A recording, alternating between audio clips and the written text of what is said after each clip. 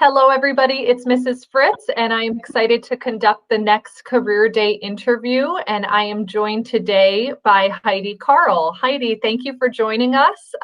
We're wondering if you could go ahead. We were just wondering if you could start by introducing yourself and telling us a little bit about what your job or career is.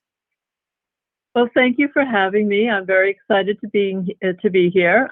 My name's Heidi Carle. I am the library director at the Rensselaerville Library here in Rensselaerville, New York. And I am a library director, so that's a bit of a combination between being a librarian and being an executive director.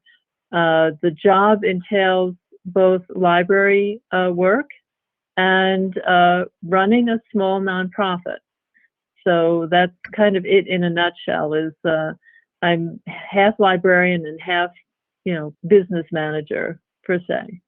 I see. So what steps did you have to take to be where you are now in this field? It's a pretty long, circuitous route. And it had nothing to do with going to library school. So I was the kid who was under my blanket with a flashlight reading. So it began with a love of books and a love of public libraries in general, because once a week we went to the public library when I was growing up. I did then spend a lot of time in the library in school. Back then they were called resource centers. And when we were there, we learned everything we could about how to find information, which kind of led to my lifelong love of research and curiosity. You have to be really curious to get from the kid under the blanket to running a library. And then I have my bachelor's of arts in liberal arts.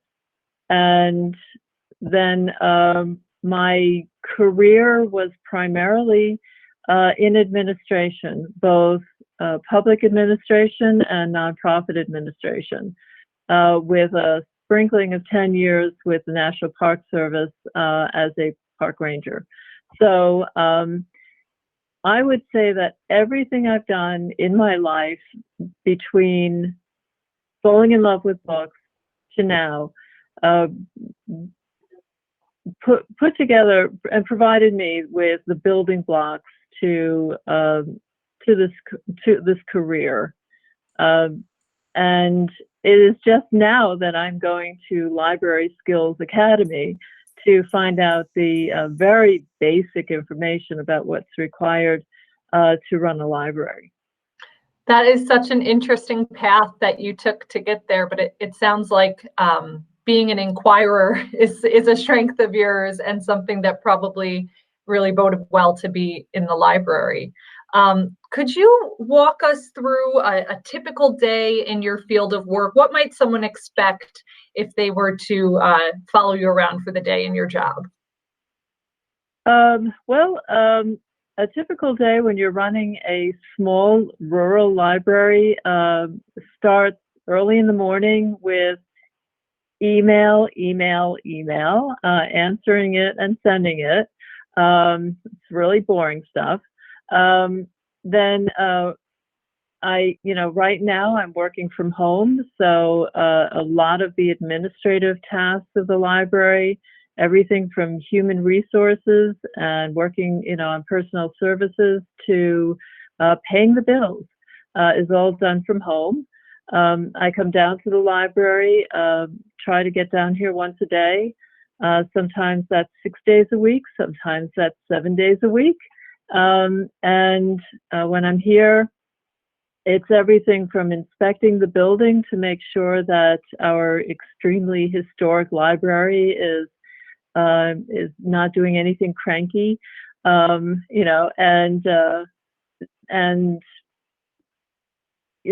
wow, I mean, there's just so much that I do. It's facilities management. It's making sure that, books that you order have come in, and, checking in with the staff and making sure that everything that they need to have to do their jobs is here and available. I can be ending my night in a meeting talking about programming or finance, or last night I was running a Zoom meeting for a poetry group. So the days are long, but they're fun. You never really know what you need to do until you walk through the doors of the building. but it's just really, you have to have a commitment to this, and a love for providing the services that we do, and a love for the community. And that really ties in well to my next question. And I'm wondering, it sounds like you have a lot of passion for this, and that probably started as a young age. What do you love most about your job? The people. I have to admit that because I love to research information, and I'm curious. I also like to pass on that information. So when I can be helpful to somebody, that's, and help them find the information they're looking for, or the book they want to read, or the movie they'd like, that's just the best part.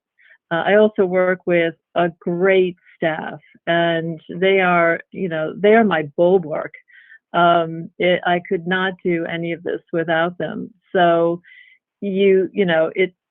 the people are the best part of it, and especially out here, we have such a tight-knit community that we really feel that connection every time we open these doors. So that really is it. I mean, I was a park ranger, so I wore that hat, the information desk hat, and that's the one that kind of fits best for me.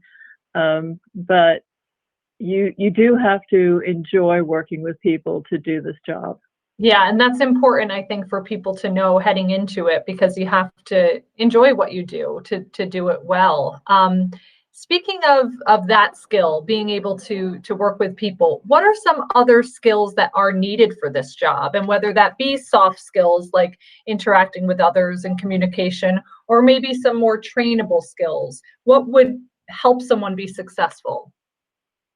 I think that what's critical are communication skills. You have to deal with people on so many different levels. I write a newsletter. I do the social media. I have to help people when they need help with working their laptops or smartphones. So you need a tremendous amount of IT skills nowadays. I know that makes me feel old, or sound old, but you cannot take it for granted that the knowledge that you have in tech today is going to serve you tomorrow. So you always have to learn more. But to me, the most important thing that you can learn is to communicate in writing, orally, how semaphore, learn cursive.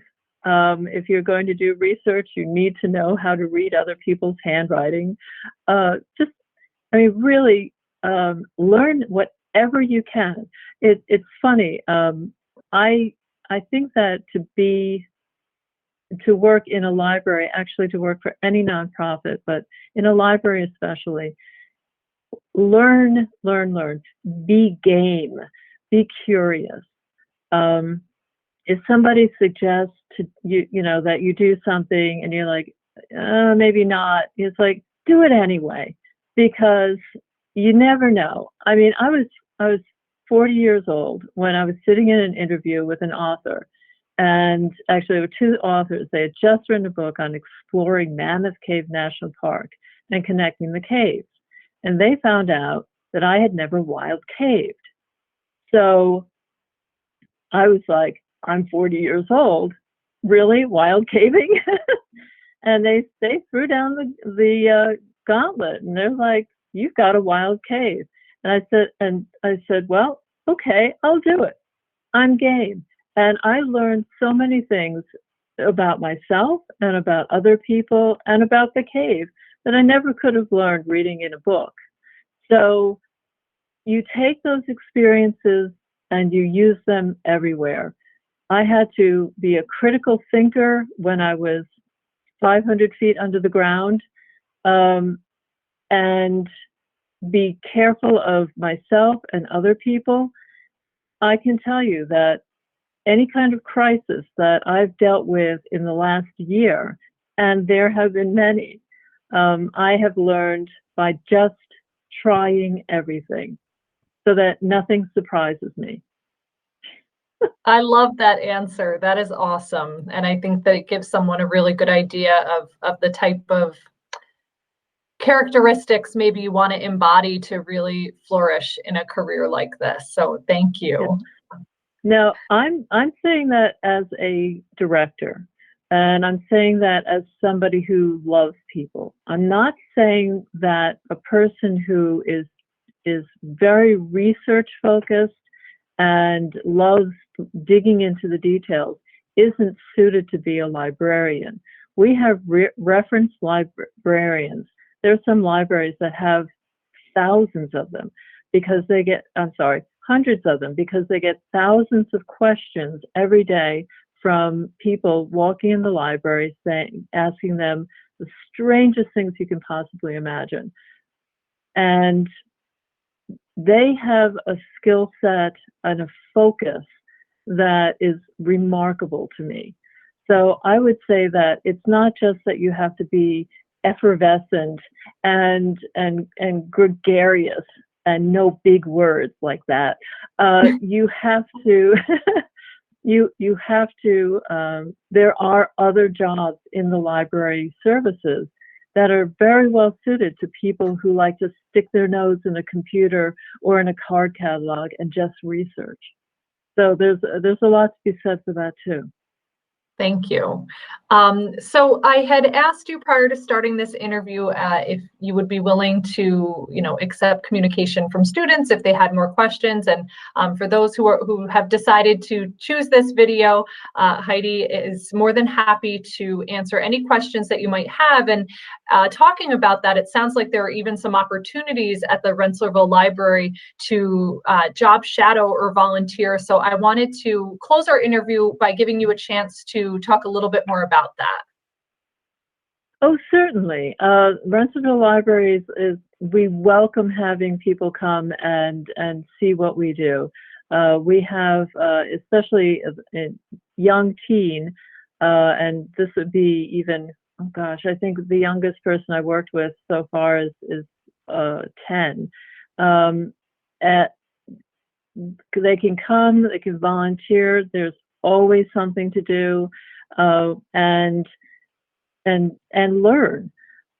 We're very willing to have people shadow, and some of our teen volunteers have become teen pages, and they actually can work here starting at age 14, doing basic page work, which is pickups and returns, circulation, reshelving books.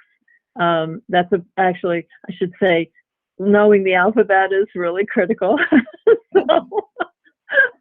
But we'd love to have them because I know that it's, for me to program for a young adult is a challenge. And I welcomed input from people who say, hey, maybe this is a program you want to do, and we'll try it, because that's my motto, try anything. Right. So if you are interested in coming to the library as a volunteer and potentially as a page as you get older, that would be wonderful. And you can always email me at director@rensselaerlibrary.org. Thank you. And fortunately, you are right in our district, so you could be the neighbor to a student watching this who may need to just go right down the road to find out what awaits them. So I truly appreciate you giving your time to us as we complete this year's different but hopefully enjoyable career day. Thank you so much. This has been wonderful. Thank you so much for having me.